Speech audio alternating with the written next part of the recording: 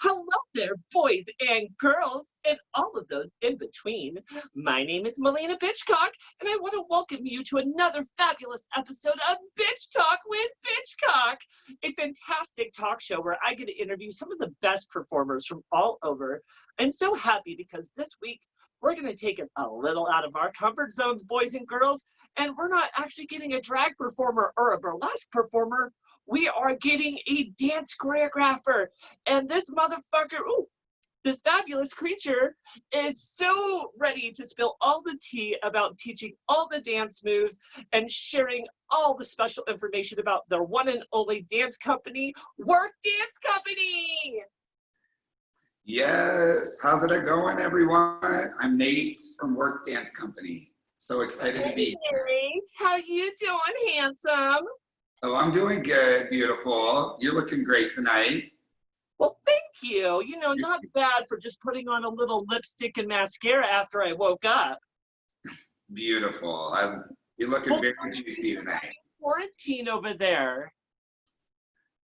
It's been crazy. You know, I don't know, you know, rolling day by day. I feel like hour by hour, you know, trying to enjoy the time off while super ready to get back to our new normal, you know? So, but I can't complain. I've been pretty blessed, so. Well, whatever the new normal will be, I feel like this whole world has been tipped upside down. First, we started with Sherry Pie from RuPaul's Drag Race, then murder hornets, then the coronavirus, now a whole revolution. And I mean, I'm kind of scared, but I'm kind of loving it because, you know, anything that we can do to fight for equal rights is absolutely what we need to do. And with that said, boys and girls and all those in between, just a quick announcement. I just have to say I am a 100% a supporter of Black Lives Matter. And I do just have to say any past guests that do not support Black Lives Matter, your episode will be deleted. I do apologize. But there's just no time for that bullshit in this day and age. You need to be supporting, especially if you are a queer individual and you've always preached about equality, you should really be preaching for true equality and supporting the people who really need it right now. So remember, Black lives do matter. And who's ready to dive into this interview? Yes, me. Well, I'm so ready for you, Nate. I'm so happy that you came on the talk show to share about a little bit about your talents. Let's start a little bit at the beginning and tell me a little bit tell me a little bit when you first started dancing. I mean, I always like to say that I started dancing when I came out of my mom. I mean, it's always been in my blood, in my body. I was 13 when I actually started dancing. I danced for some dance companies. I ended up going to Lane and doing their dance program there. And that's when it started to really kick off. It's probably around 13-ish. So I love it. And yeah. What was it about dance that made you want to do it, especially at such a young age? I think I've always naturally been a performer. I think, you know, when I was a kid, I used to invite everyone from the cul-de-sac over and I would do like little random, you know, skits and shows for them. So it's always been a part of me. I like to call myself the jester. I feel like I was made to entertain. So I just think it came naturally to me. I love the stage. I love everything about it. I also love making people feel great. And that's what entertainers do, you know? Were you one of those kids that always started bursting out and tap dancing at the birthday parties? Like, look at me, look what I can do. Yes, but it was more like Whitney Houston, Michael Jackson, Mariah Carey, like pretending I had the luscious locks, all of that good stuff. So. Well, I love it so much. I know nothing about having luscious locks. Well, tell me a little bit about your background and some of the professional training that you actually did to learn dance. Yeah, I danced for a couple dance companies before I actually started my own. I think education within dance is so important, even for someone like me who has their own dance company, to constantly educate yourself within dance is so important, and in life, especially right now. So it's something that I've done from when I was younger till now. I don't think that education ever really stops. But my biggest part was probably doing the dance program out at Lane, which is an awesome program. It's a little more jazz-based than modern, at least back then it was. I'm not going to say how many years ago that was, but it was a great program. And yeah, it just really taught me a lot about hard work. You know, sometimes in class, we would run a dance 7 times. And if there was just one little thing that that teacher saw that needed to be better, we had to run it again. And not only run it again, but find the energy to do it again how she wanted to see it. And I think that really creates hard workers, you know, not just in that world, but when we're set out to live our lives. So I love it. Well, and I know a few friends that have gone through dancing, especially from a young age on, and a lot of them said like learning to dance is a lot like boot camp. It's hard on the body and it's very demanding. Oh yeah, yes. I mean, I feel like my body's probably about 75 years old. To be real, you know, my hips don't lie, literally. But it's pain is beauty, you know. As entertainers, we do crazy things with our bodies. I think you know. So yeah. It's so true. I mean, we always say in the drag world that doing drag is slightly like, you know, aging you like dog years. Every year you do drag, it's aging your body at least 5 years because the corsetry, the pounds of makeup we slap on, and then the awful things that we do on stage that is just hard on our bodies. Oh yeah, totally. But you know what? You make it look fabulous and you make it look effortless. So well, thank you. I do appreciate that. Now, at what point did you decide that dance is something that you wanted to do professionally? You know, I think I've always wanted that. When I was a little kid, I wanted to be a pop star. I think that's like every gay boy's dream, right? To be a pop star and be on the stage with lights, camera, action. But I think it's always been in me. I think there was a time when I was about 17 or 18 where I was like, this is me. This is what I need to be doing for the rest of my life. So, yeah. And what was your original goal you wanted when you were like, okay, I want to be a dancer? What were your goals? Were you like, I'm going to be a backup dancer to Britney Spears? Yeah, that was my dream. I think it still is, again, every gay boy's dream. But yeah, to be a backup dancer, to be a choreographer.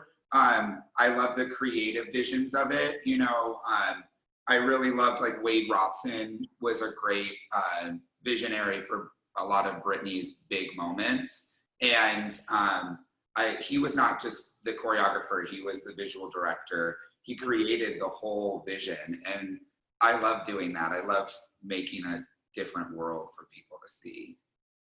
So. Well, I love that. Now, what were some of the goals as a dancer that you were actually wanting to lean towards as you were learning your craft?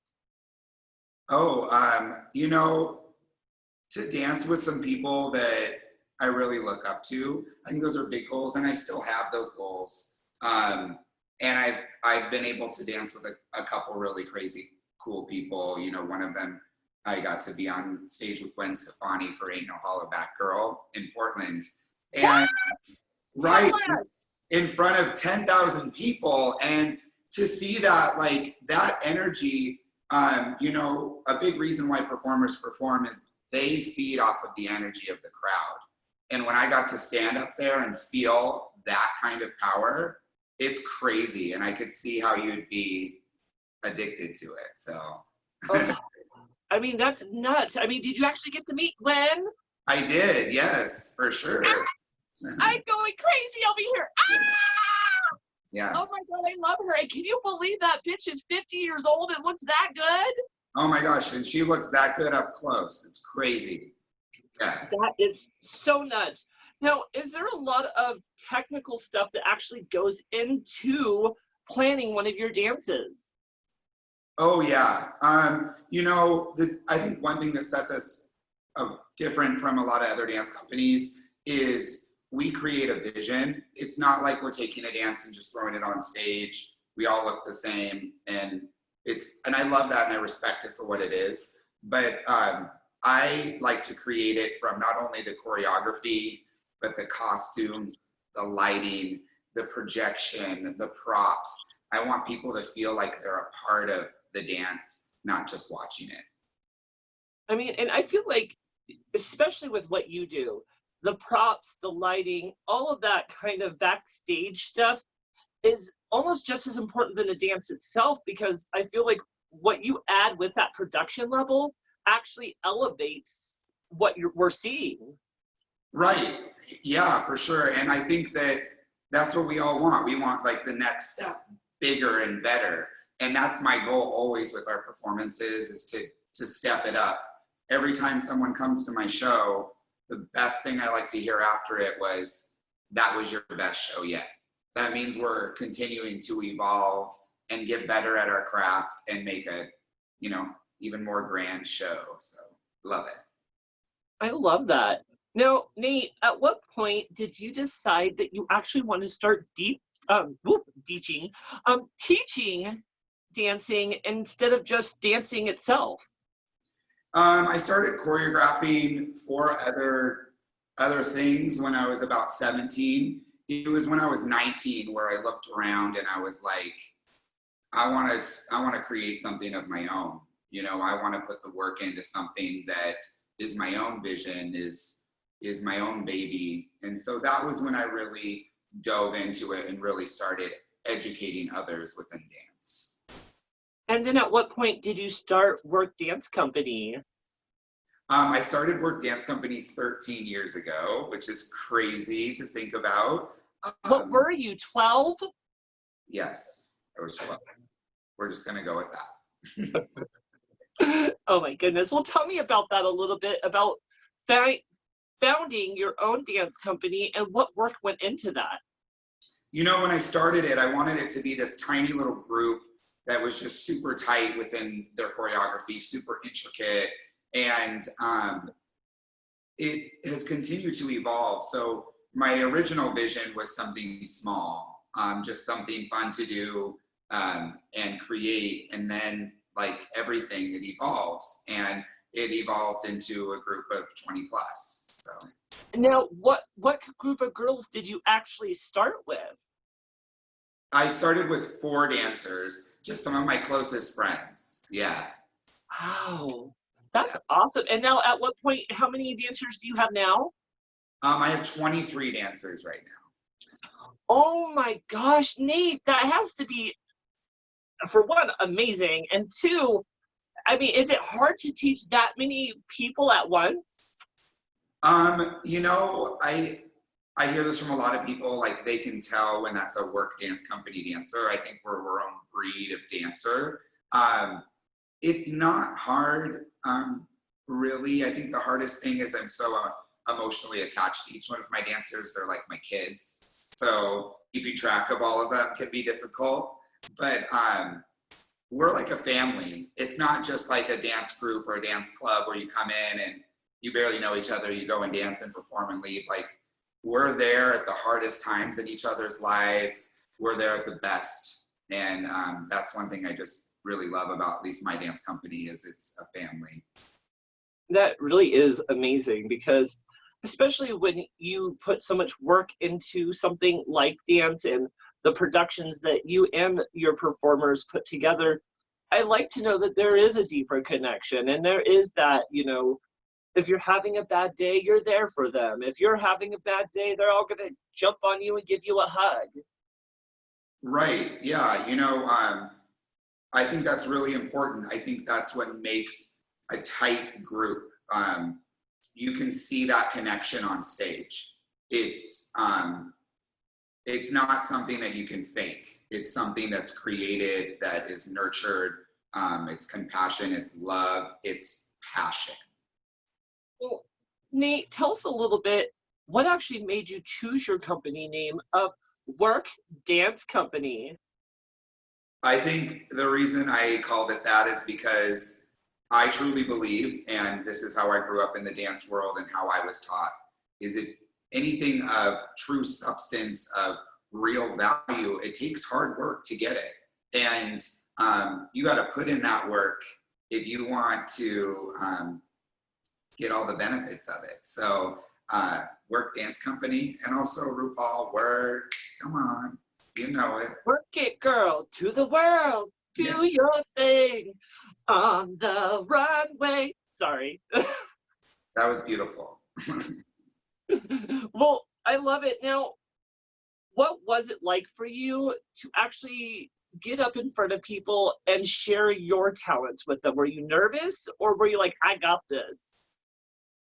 You know, actually, when I was younger, I had the worst stage fright.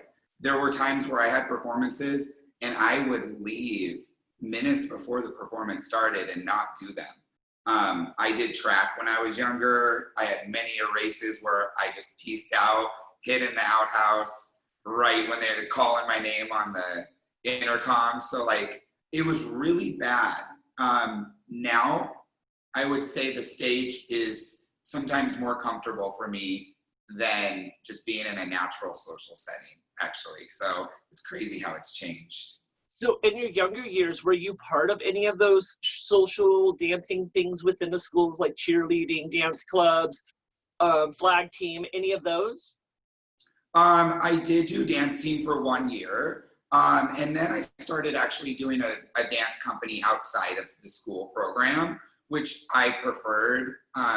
You know, I also went to, for part of my high school career, I went to a Catholic high school. And back then, we're not years ago, it was not the best with boys dancing. So I didn't get my opportunity there. Well, I bet. I mean, but look at you now, girl. Or shit, I guess you're not girl.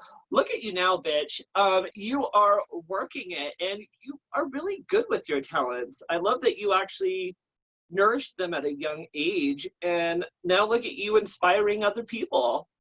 Yeah, you know, and the cool thing is with that experience, with that high school experience of not really being allowed in that dance team, is I actually ended up going back years later and coaching that dance team that I wasn't allowed to be on. So I kind of like got a full circle, like, haha moment, and that's what's up, you know? So hard work pays off. If you keep doing and keep following your passions, the things that got in your way will eventually move out of the way. I love that so much. Now, we talked a little bit about your dance company and how you kind of wanted to start small. How quickly did you grow? Pretty quick. I would say within the first year, my dance company tripled from the 4, so to 12, 13 in the first year. And then after that, we had 20 plus dancers, usually always. Well, and what point do you feel like the productions in the dance performances that you were giving to the audience were starting to evolve and actually grow to another level? You know, I would say that was in about 2010. I was working on my 3rd show, so my 3rd year in, and I was like, I'm kind of sick of moving all these huge wooden props around. How can I create this vision without all of these props and craziness? And that's when we started to do the video visual effects, which I think are way more impactful than a lot of props can be on stage.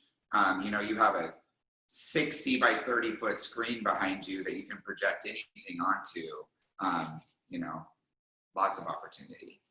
Well, I'm guessing you're talking about doing shows at the amazing event center that we have here in Eugene called the Hult Center, which I've heard you've done over 13 shows there. Is that correct? Yeah, we've had 12 sellout shows there. Our 13th will be this fall, hopefully. Oh my gosh. And that place can hold up to like 300 people, can it? It's about 550.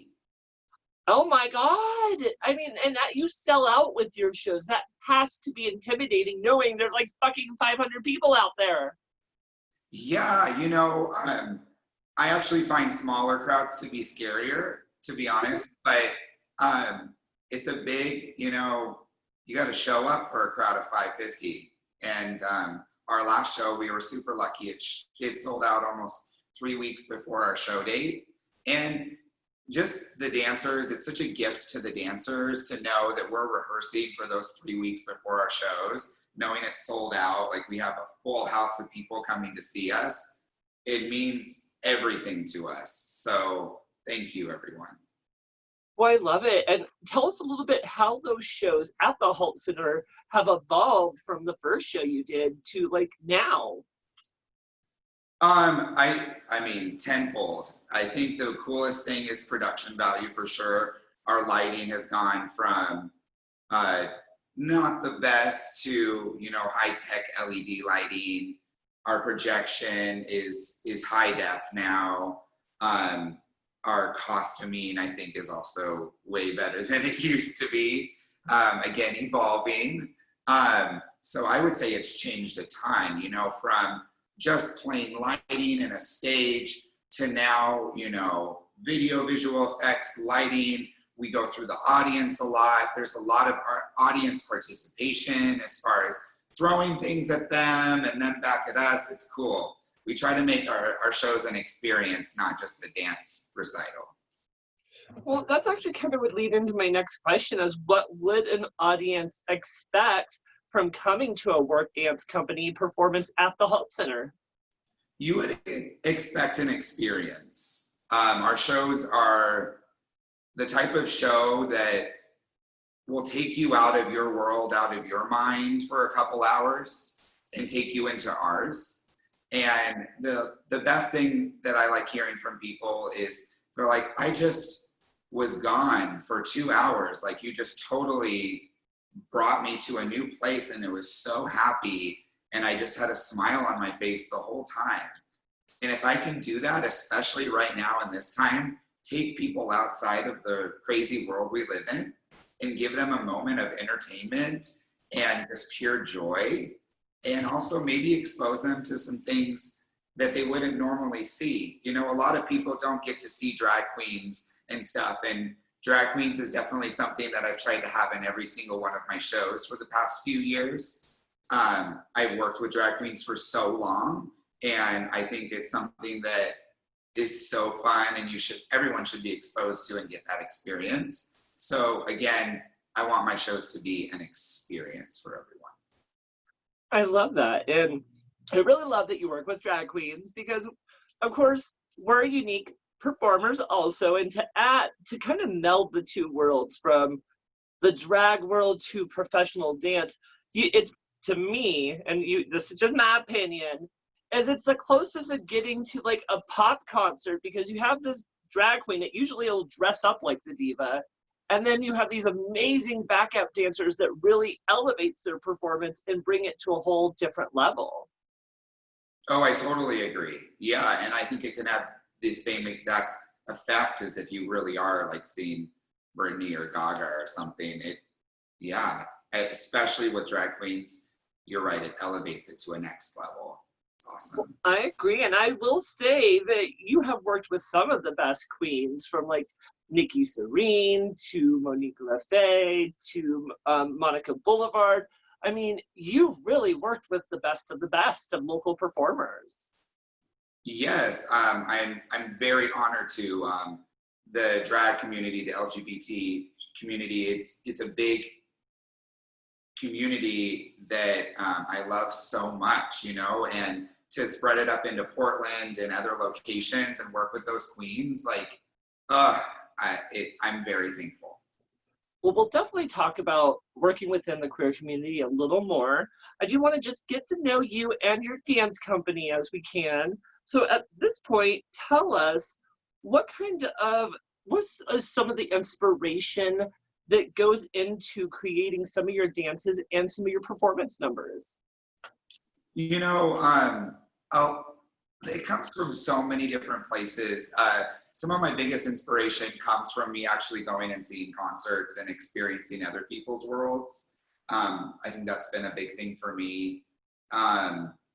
Also, my personal experiences. I have some darker pieces. We usually do like a zombie piece every year, which zombie has very different definitions each year for us. But You know, I've done pieces about my parents' divorce, about breakups, about happy times, about being gay. You know, it's awesome to be able. They're kind of like my journals, to be able to express what I'm going through dance, and like I said, make it a full feeling. I want them to feel like they're part of it.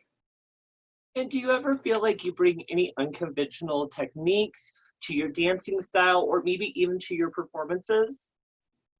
Oh yeah, totally. I think that's what makes us a little bit different from a lot of other dance companies.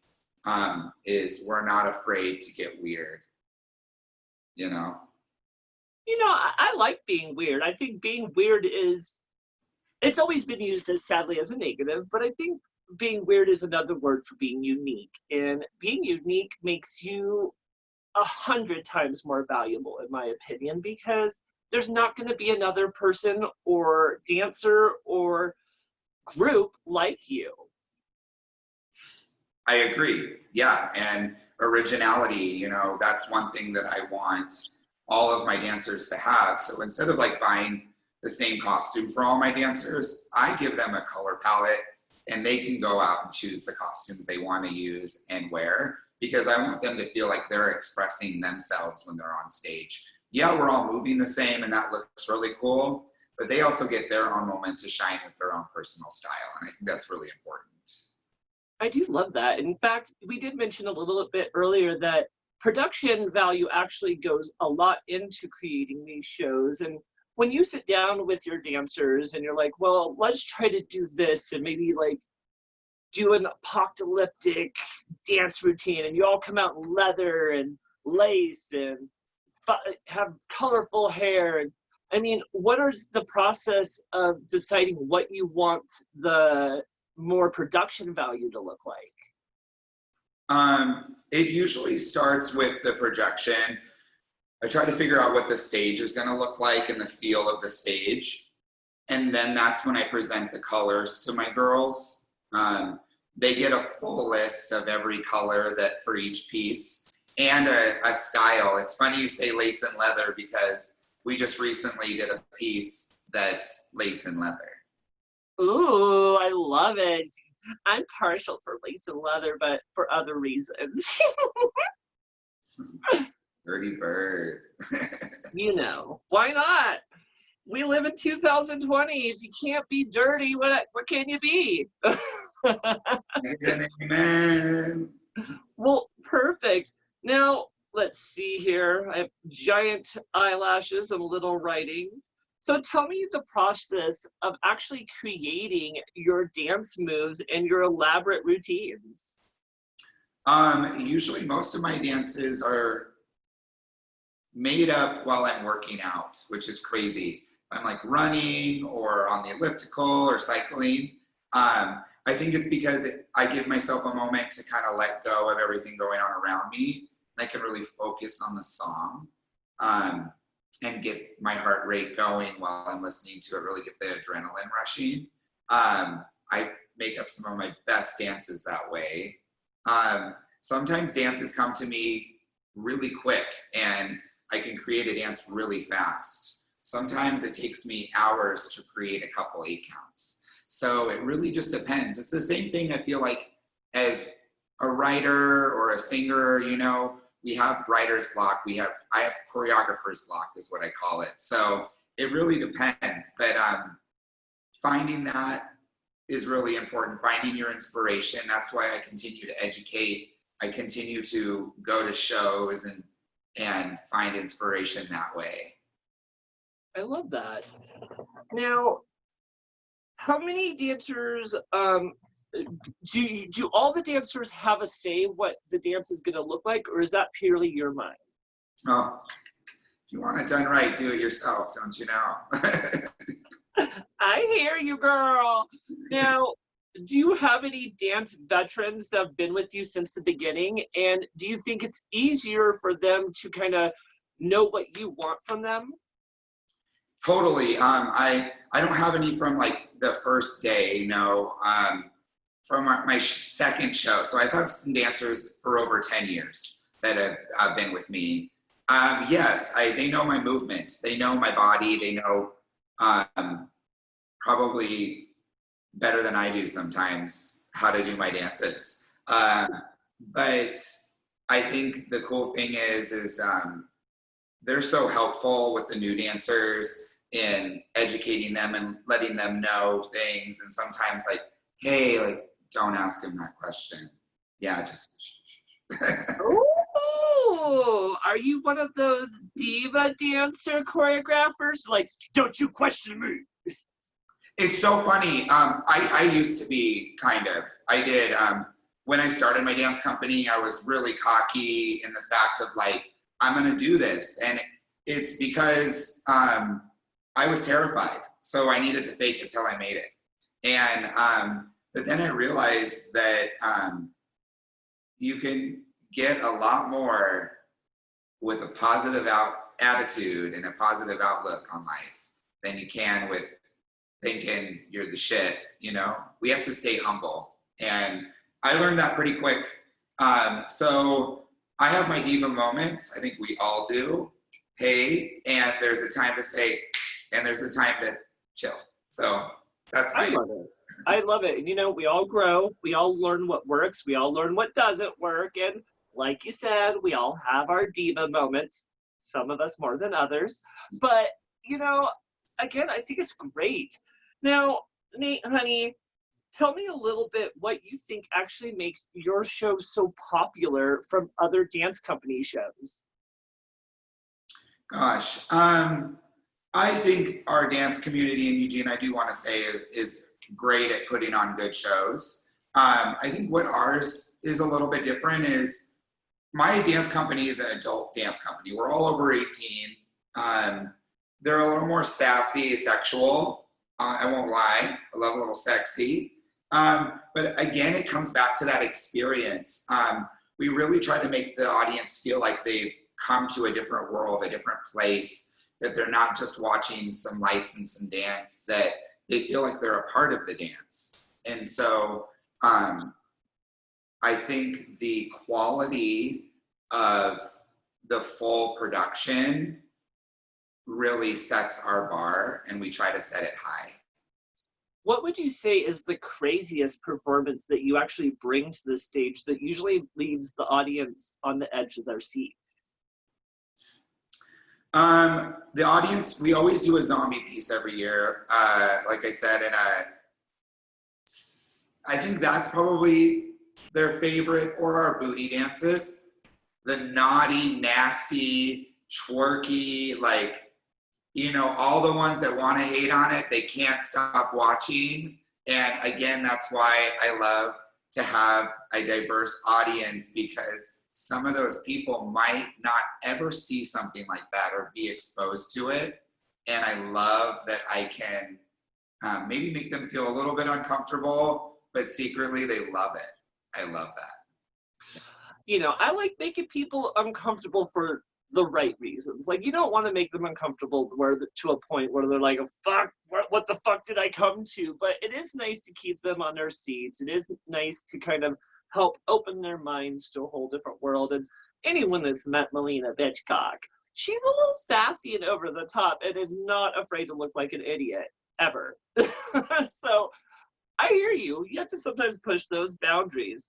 Now, tell me, I know you mentioned that you put a lot of emotions into your performances. What kind of emotions do you want the audience to take away from those performances?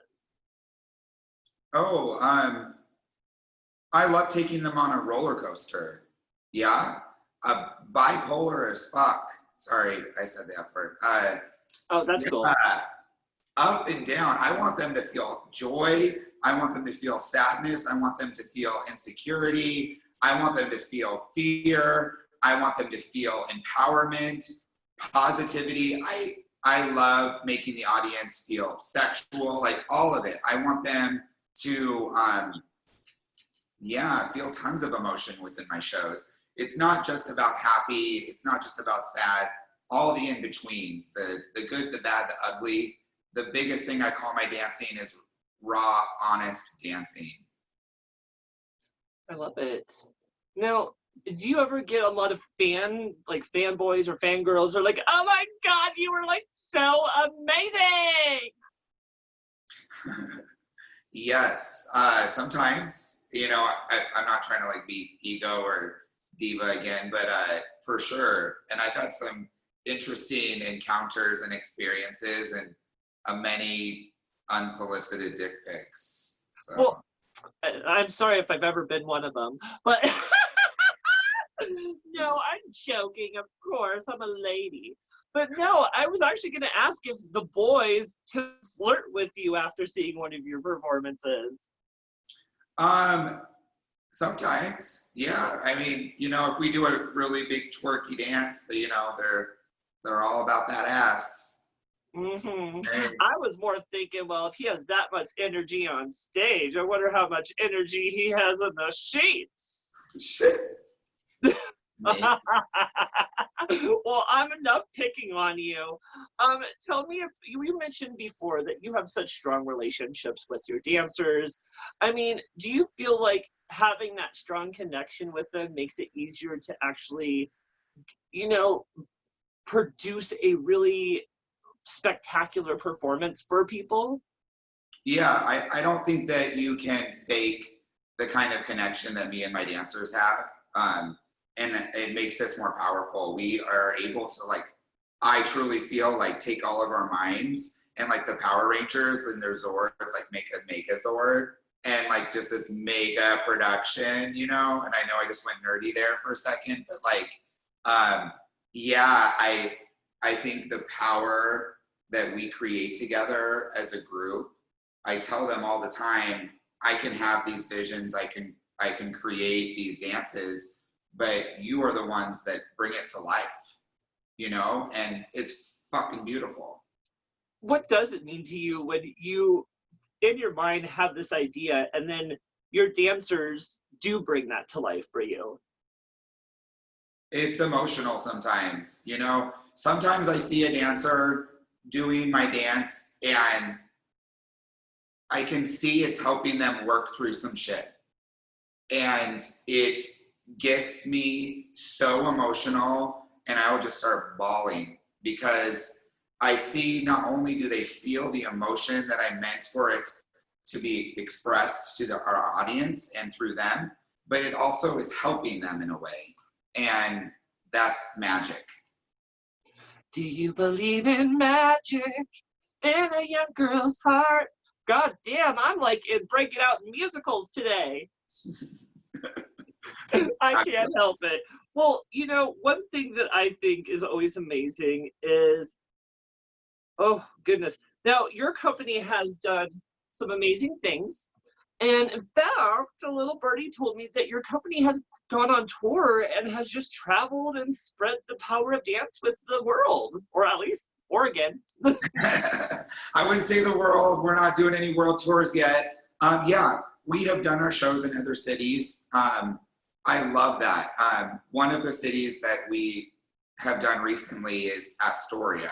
And Astoria, Oregon is such a little gem in this state. I love that city. It's so old school community and it's a positive community. It's beautiful. So yeah, I wanted to reach more faces, more audiences.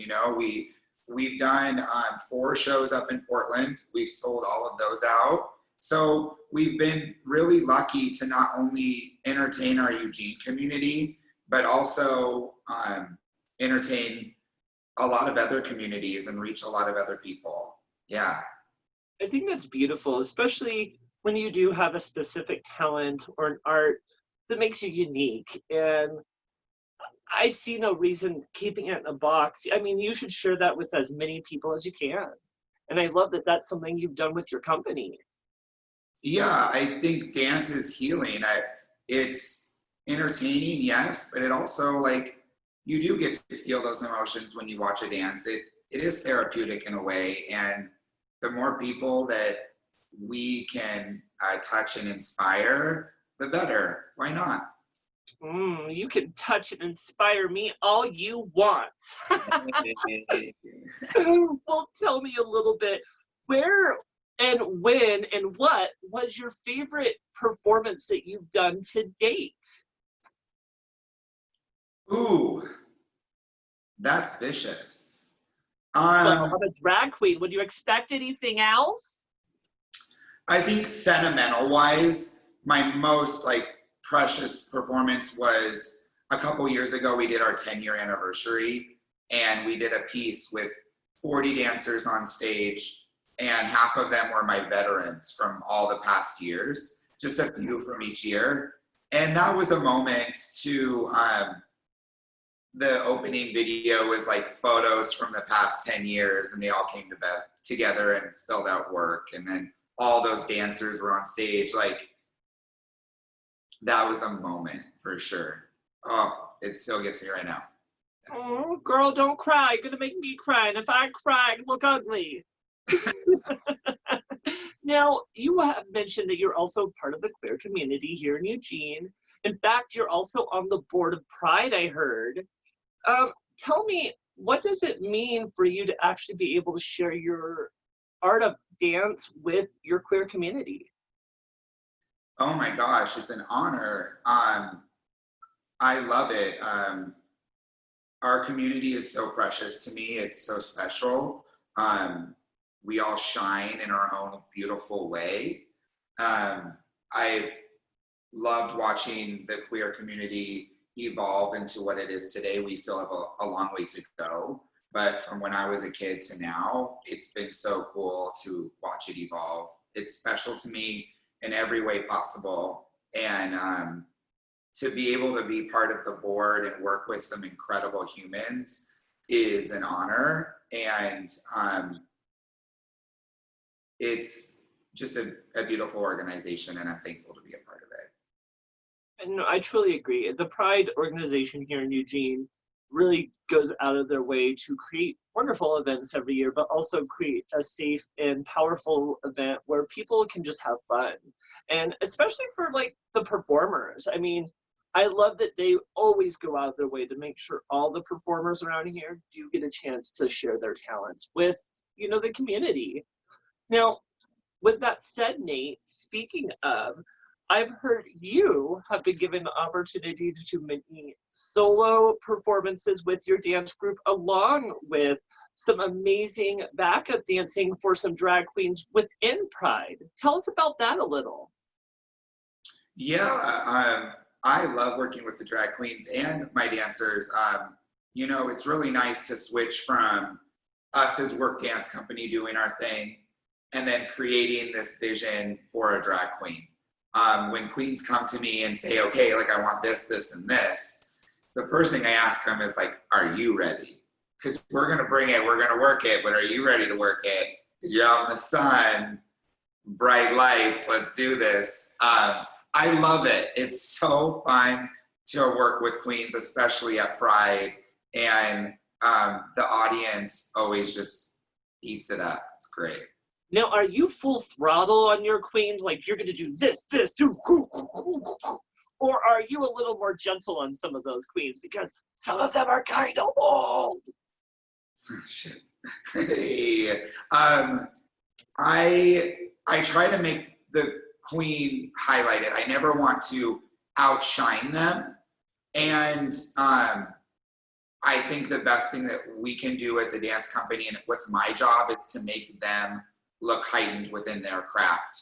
So my first thing when I work with a queen, especially now, and again, this has evolved, I've learned with working with queens, that you need to find out what their strengths are and then work off of that, and let's build. I've worked with some queens that are like technical dancers and they can do a full thing of choreography, but when you're in 6-inch heels and hair and you got fake boobies on and all the pads and all that good shit, it's hard to do some crazy choreo. So I try to make them look even better than they already look. That's my goal.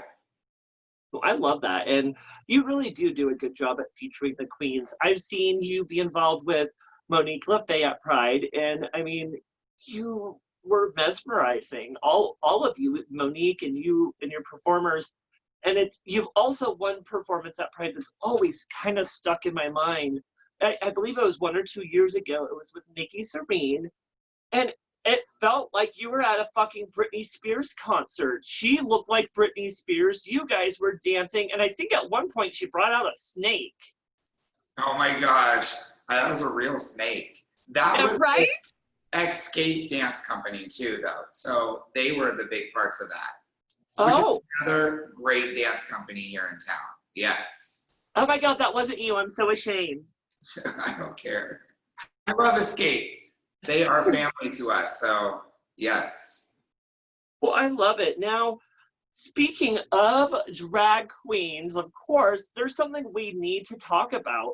And that's the fact that you have been part of, and your company, Work Dance Company, has been part of a major event that's happened for over 20 years that has taken place at the Hult Center that raises money for an organization here in Eugene called the HIV Alliance. It is put on by the amazing one and only Daphne Bertha Storm. And this is an event that we know as Damsels, Divas, and Dames. And this is a mega drag show, but you and your company has also had the opportunity to be featured in that. Tell me about that. Oh my gosh, yeah, it's great. We've been a part of that for over 10 years now. And that event is a highlight of the season for not only me, but all of my dancers. We love it. Again, I love to bring my dancers and expose them to, again, situations that they might not normally be there, like a drag show. Like a lot of them might not ever see that.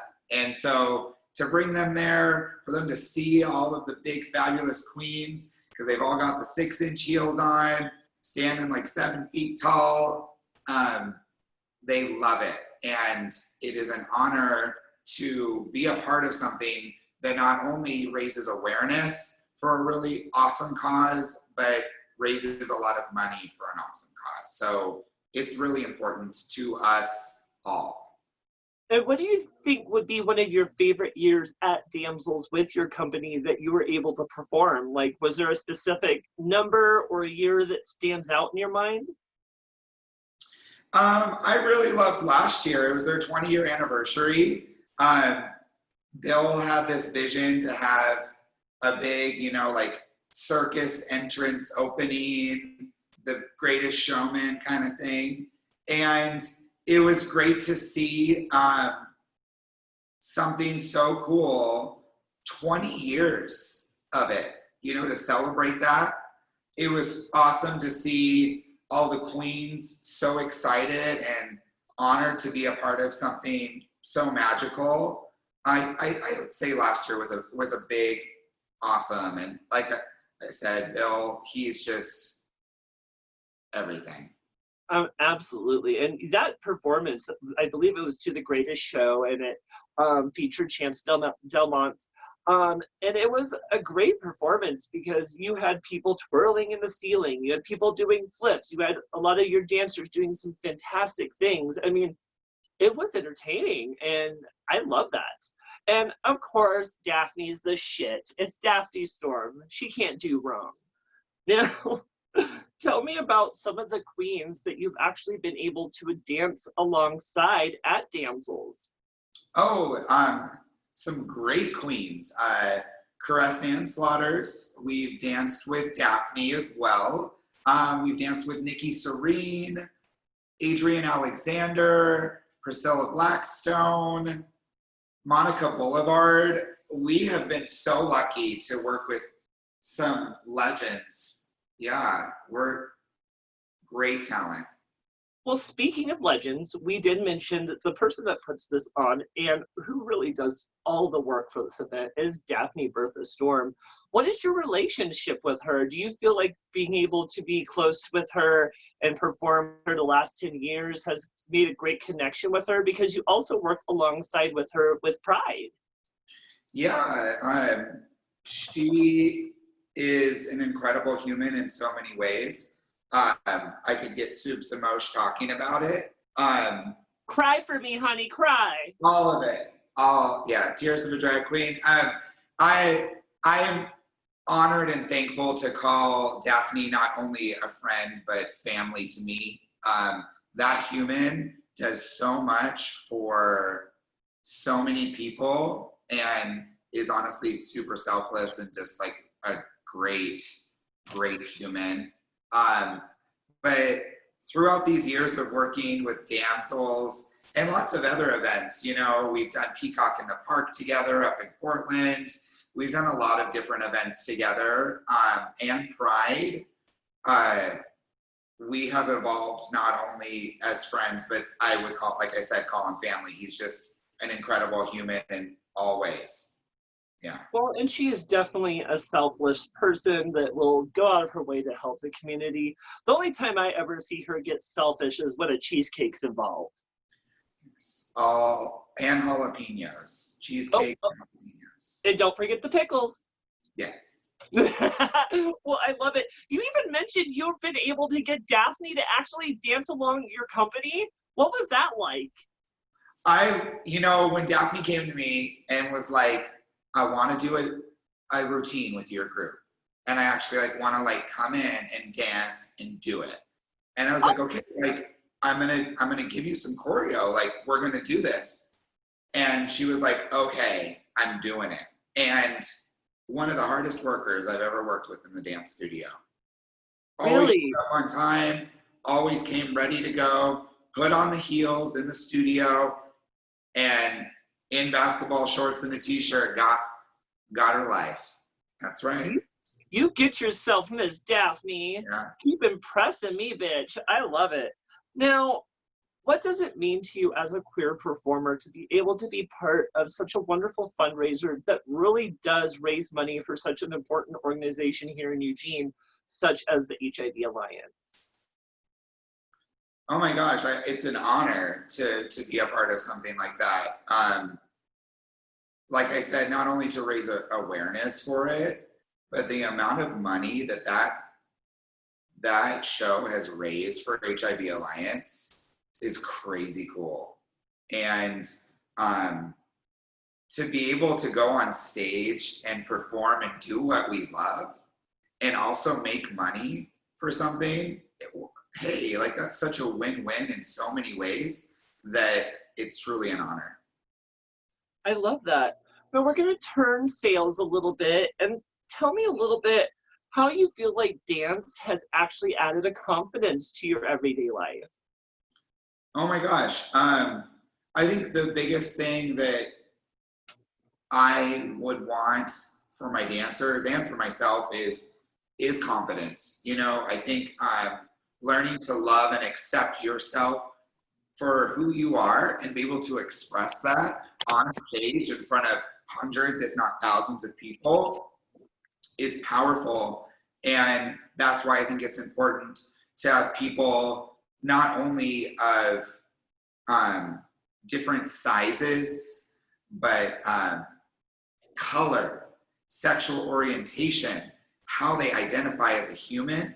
If I can mix that up as much as I can and throw it on stage, I think that's so important, because I want not only the skinny ballerina to feel like, oh, I could do that, but I want anyone to feel like they can do that, because we can all move and we can all create magic together on stage. So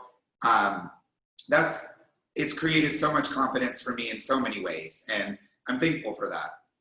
I love that. In a way, I feel like maybe dance is your drag. Do you feel like dance has brought out an alter ego in you ever? 110%. When I'm Nate just chilling at home, I'll be real. I like to hike by myself with my dogs, cuddle, play Nintendo 64, and I'm kind of a homebody. I don't go out to a lot of the club or the bars or anything like that. But when I get on stage, I'm Nate and 8, and I'm just like this. I don't know. I feel like I can do anything, and I'm in charge of my space. This is my stage. Watch me work. And I love that. But it's not that person on stage stays on stage and stays hidden in my dressing room box, and then I'm able to put that person away and go home and attempt to be humble. Does it ever bring confusion? I know in the drag world, people kind of get used to the Melina, and then they'll run into me in everyday life and they'll be like, "You're nothing like Melina." And I'm like, well, she's a character. You know, it's funny. I do get that sometimes. Like, sometimes people will be like, you know, like, I'll be at a function and they're like, "Nate, twerk for us." And I'm like, I just really don't want to shake my ass right now. You know what I'm saying? Or like, I look like shit. Please don't film me. But I think that's part of being a performer. It's part of it. So. Now, you have done, again, some amazing things with your art of dance. In fact, you and your company have also had the opportunity to be in shows with several RuPaul Drag Race girls. Tell me a little bit about some of those experiences. Yeah, you know, I love that show personally. I will say that. It's cool to work with those queens because I watch them and I know a lot of my girls do. And usually those shows really pack a big audience. So it's been super fun to not only work with the queens locally, but some, you know, a little bit celebrity queens. Well, just because this is Bitch Talk with Bitchcock and we like to keep the tea warm, just ready to be spilt, I heard a little birdie told me that you may have gotten into a little argument with the one and only Alyssa Edwards from RuPaul's Drag Race that actually went on for days. Tell me about that. I would like to say it ended positive, which means a lot to me. We just did a show with her and it was a bummer to experience that. I think a lot of my girls were really excited to meet her and the whole experience was a little bit negative. And so, you know, Alyssa's always been one of my favorites. And I think it's because she's a dancer. And so I respect a lot of the craft that goes into that, hard work. But yeah, the whole experience was really disappointing. And then someone shared something about her next gig the following weekend. And I happened to comment on it and say, well, I hope she did better and acts better than she did when she was here. And she DM'd me. She came for me. Yeah. Oh my God. I mean, she's not a queen that plays around. She don't come around to be cute. She comes to be drop dead gorgeous, or at least that's what she says. But, you know, it's kind of sad to hear that because you get to know her on her Netflix show as a dancer. And you would think, for one, she'd be a little more humbler because she works with kids on a regular basis. So that's kind of sad to hear. You know, I think at first she came at me, she was like, hey, like, don't come for me on social media. And then I explained my situation and how my dancers were really excited to meet you. You were really, really late. We had to wait in a very cold room for you. You came on, you only did one set. We were supposed to do two. And all this, you just kind of mixed it all up and you bitched about it the whole time on the microphone. And I explained it. I was super transparent with her. And she came back with some excuses. I came back. The cool thing was, at the end of it, she took it in. She was like, you know what? I'm sorry. And I'm sorry to your dancers if I was like that. This was a couple days later, but a couple days in. And she's like, I hope we get to work together again soon. And I hope it's a better experience. And she did say something that I get. And it was, I'm a traveling queen. And we have our off days. Some days we just don't. It doesn't work out. And for that, I'm sorry. And some of the experiences that I know that she had within that production and that show were out of her control. So I took it in. We sent some heart emojis at the end, a little passive aggressive maybe, but it's all good. And I got nothing but love. Nothing but love. I love it. Well, you know, it's a good experience to be able to work with those queens. And even if it does end up a little rocky, at least it ended in, you know, positivity. And I do love that. Now, tell me a little bit, what does being on stage mean to you? The world. It's my happy place. I sometimes feel more comfortable on stage than I do in a natural social setting. I so agree. I mean, to be fair, my happy place is right here. But I also have trouble transitioning from going out in public as my normal self to being able to go out as Melina, because it's two different situations where I'll be hiding against the wall or kind of being shy and quiet if I go out as a boy. But if I go out as Melina, I am a center of attention, begging for people to know who I am. And I mean, you're going to hear me across the bar. Right, totally. I mean, like we were saying before, it is two totally different worlds. It's, you know, alter ego, whatever you want to call it.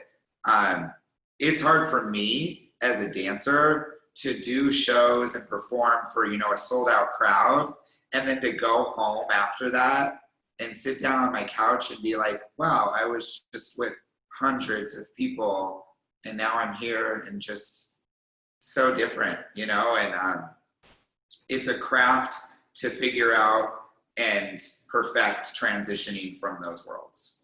Well, I mean, that's what after show orgies are for, isn't it? Hey, yeah, just keep it going.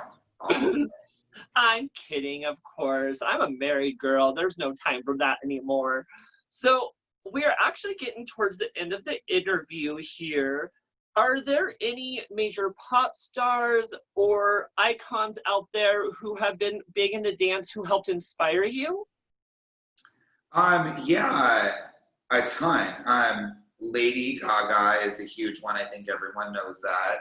Pause up. Yes, pause up.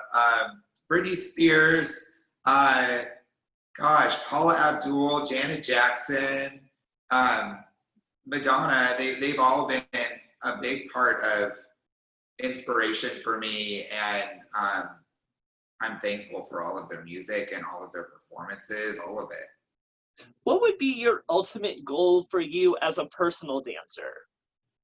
Oh my gosh, would be to choreograph and create something for them.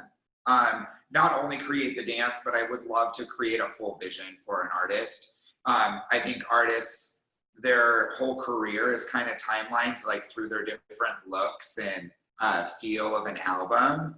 And I would love to create one of those worlds for them. I think I could do a great job. Now, out of the list of icons and performers that you just listed, who would you want to choreograph for? Oh, I have two answers for that. I think I have to say Britney, but I would probably say Lady Gaga. Oh my gosh, I can totally see you as part of the House of Gaga. Yes, she's always been a huge inspiration for me. I think she's the person that gave me the permission to be weird, to be crazy, and that how inspiring and awesome it can feel to just be that way and express that, and that you don't have to hold back, that ugly can be beautiful. Absolutely, I'm proof of that. I'm joking. Now, what are some big steps you would like to do with your dance company to evolve you guys even bigger? Oh, you know, my wheelhouse is always going with that. I would love to travel more with our shows, to go to different cities that we haven't gone to yet. You know, I would love to move into a bigger theater. Again, I would love to, you know, take my whole dance company and dance with a big artist. The list is endless. I love that. And what can we expect next from the Work Dance Company? Work Dance Company. We have a show coming up this fall. It was supposed to be in May, but then the crazy pandemic happened. So we're shooting for October 17th at the Hult Center. And if that doesn't happen, we'll reschedule it again. The cool thing is this show is completely done. It's been completely created. So we can't wait till we get to perform it for everyone. So what we're doing right now is we're just adding on to it. We're making it even more grand than it was before. Also, we will be part of the virtual Pride that's going on next weekend in Astoria. So I'll actually be going to Astoria to document some of it. But we're super excited for our next future events and performances once all of this craziness kind of settles out a little bit. Oh my gosh, totally has me titillated. I love it. Well, I only have one last question before we go into our games. What did you think of your experience on Bitchcock with Bitchcock? Well, I have to say it's been an honor to do an interview with such a beautiful human. Oh, and Nate, I heard a little birdie. You might have a question or two for me. I do, yes. Yeah, Bring it, bitch. So first question of mine is, why did you decide to start doing drag? Mainly because I'm an insecure person. And when I first saw drag queens and what they did, it spoke so much to me. And I don't know where or how or whatever, but I was exposed to it at an early age. So I was very young when I knew what drag was. And as I said in a previous interview, my dad looked at me one day and said, "What do you want to be when you grow up?" And I gave him an answer he wasn't thrilled about, was saying, "I want to be one of those beautiful men that dress up like beautiful women." And ever since then, that was kind of what I wanted. And when I first saw my first professional queens who came down to Southern Oregon for a Pride event in 2005, which you might have heard of them. One of them was Daphne Bertha Storm. The other was Caressing and Slaughter. And then, of course, Diva Simone Slaughter. And they were my first imprint of an actual professional queen. And I even remember at one point asking Daphne what kind of advice she had for an up-and-coming queen. She told me to retire. I'm joking. She just told me to keep believing in myself and just keep working for it. But short, with your true answer, it's the confidence and it's the beauty and it's believing in myself. And that's why I like to do drag. Oh, I love it. Brittany or Christina? Christina. I love me some sexuality from Britney Spears, but Christina brings emotion. And I mean, I love the emotion she brings to her music. So I love me some Britney Spears, but sorry, it's Christina Aguilera. And she was in a movie with Cher, so. It was a great interview. So let's take what? Hey. Hi, you bitch, sit the fuck right back down. Now we're gonna go into a little game, but before we do that, I have a few announcements I have to say. First and foremost, we need to just say Black Lives Matter. And with that said, down below, we normally have our tip information so you can tip both of us as entertainers. We have both decided during this episode, we don't want that right now. During these hard times, instead of tipping us as performers, please look down below at several links that I will supply for you where you can support the Black Lives Matter cause, where you can donate to several charities to raise money for bail funds, where you can donate to George Floyd's Memorial Fund, and many other things to just help out the community who is really fighting for a good cause. And Nate, did you have something to say on that?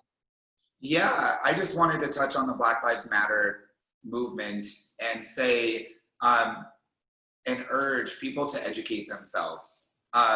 Don't just wait for someone to educate you. Or asking a person of color to educate you. Look it up yourself and read about it. Continue to educate yourself and also educate everyone around you. I think the thing that we think is if we watch something happen and we don't take part in it, but we don't do something about it, that we're not at fault. And we are. So I think the best thing that we can do is educate our children. They're not born with this type of hate, they learn it. And so let's teach them the other way. I think it's so important. So all of these links down here, I challenge you to click on them, not only donate, but educate yourself about them. Absolutely. And education is the biggest way that as a non-person of color is going to be able to support, because we're never going to be able to truly put ourselves in their shoes, but we can educate ourselves and support. And I urge you all to do that. Now, with that, a little announcement. I also want to just announce that our next episode of Bitch Talk with Bitchcock is coming up this Monday, as we get a drag king coming to the Bitch Talk stage to share the tea. We have the one and only He Coli. They are coming in for episode 36 this Monday, and I'm super excited. But before we all say our goodbyes, everyone, Nate, do you want to play a little game with me? I'm sure it's going to be fun. Yes, please. Well, we're going to play a first one just to warm you up, is one that I created just for you. And I'm going to call this Dance For or Let Just Prance Away. And how this is going to work is I'm going to name some maybe shows, icons, or just things that the community might know associated with dance. And you will let me know if you would want to dance for them and maybe say a little something, or just say, I'll just let that prance away. I'm on. Let's do it. Perfect. Let's start with the one and only Queen of Monsters, Lady Gaga.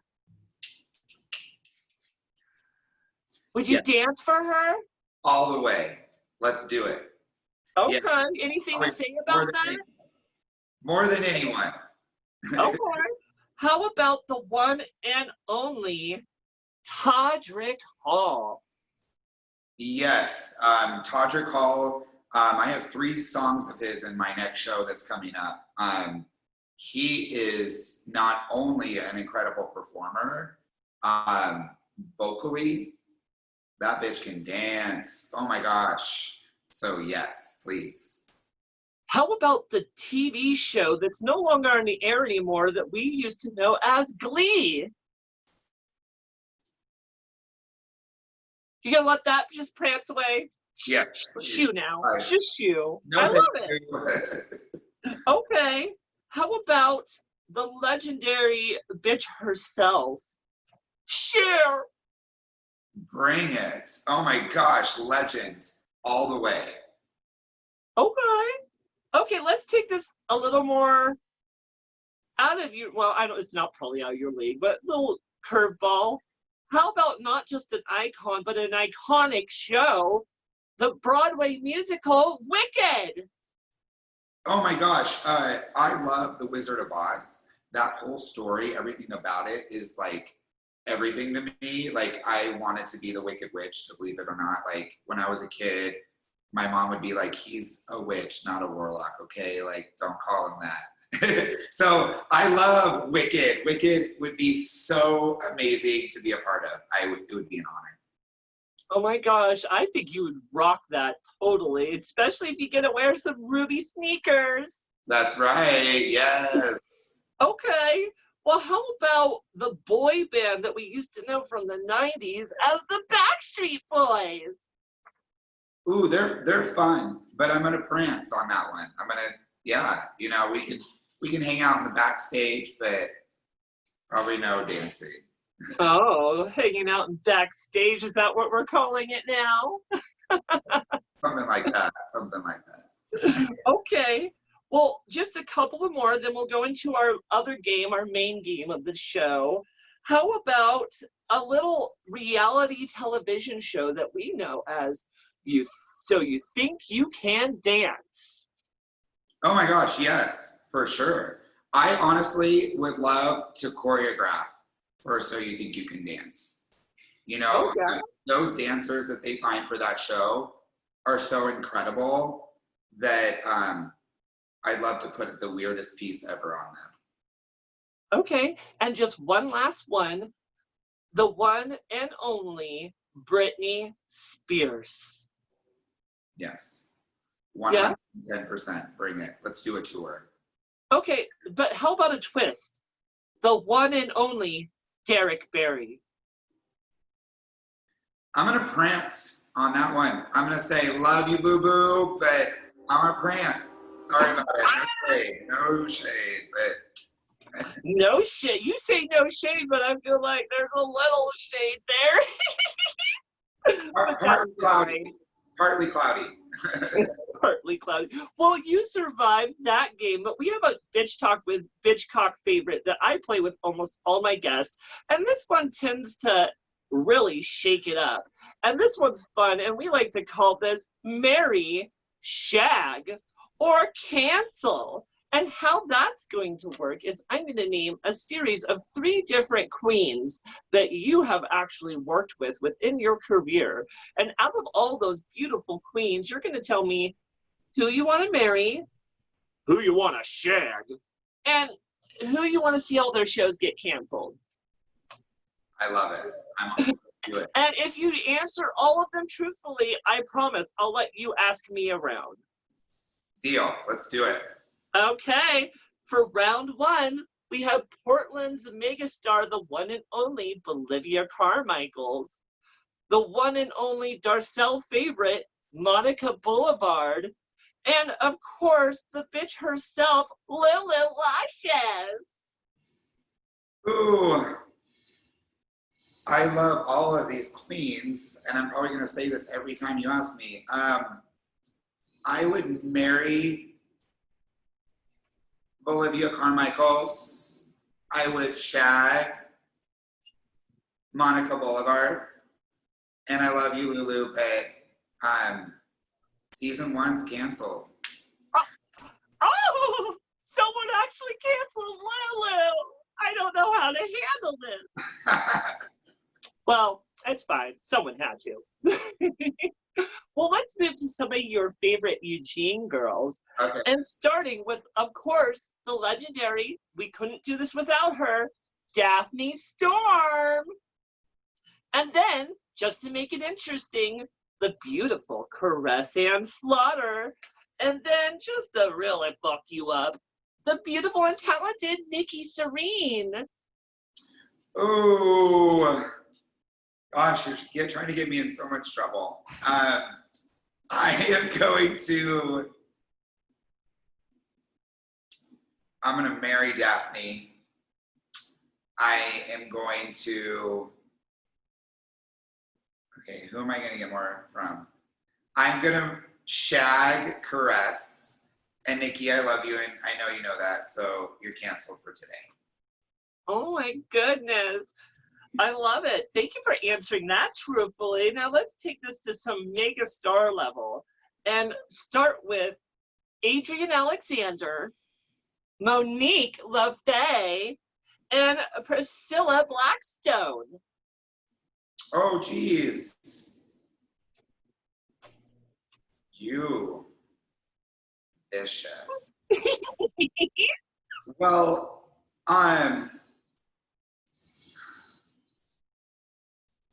gosh, I am going to marry Monique LaFay, and I'm going to shag Priscilla and cancel Adrian. And Adrian, the only reason I'm canceling you is because, bitch, you moved away.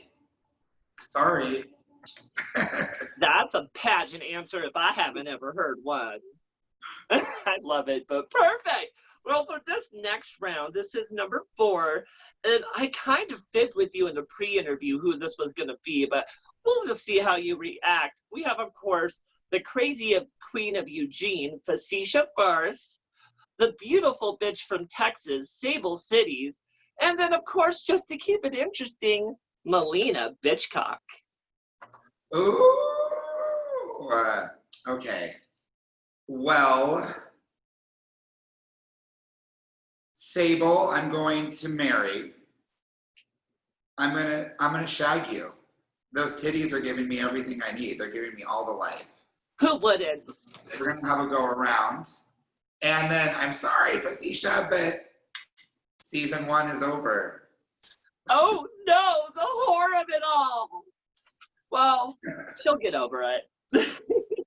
Well, we have one last round, and then we'll say our goodbyes to everyone. We actually are going to take this to a whole different level and make you pick from some of your favorite dancing RuPaul girls. Love it. Oh, yes, this is going to get real. Let's choose from starting with the one and only Kennedy Davenport. Of course, we have to mention Alyssa Edwards, and then the amazing and talented Canadian queen herself, Brooklyn Heights. Ooh, I'm gonna marry Kennedy. I'm gonna shag Brooklyn because I know those legs can go behind her head. And Alyssa, you made the bet. Oh my goodness. Well, Alyssa Edwards, if you're watching this, not that you ever would, don't sue me. I love you. Well, Nate, thank you for coming on Bitch Talk with Bitchcock. I really appreciated you coming on here. But before we say our goodbyes, you actually have a round of marry, shag, or cancel for me, don't you? I do, and it's a good one. So, marry, shag, or cancel, Daphne, Caress, Diva. Oh my God! Shit, those are the first 3 queens that came to Southern Oregon that I met. Fuck.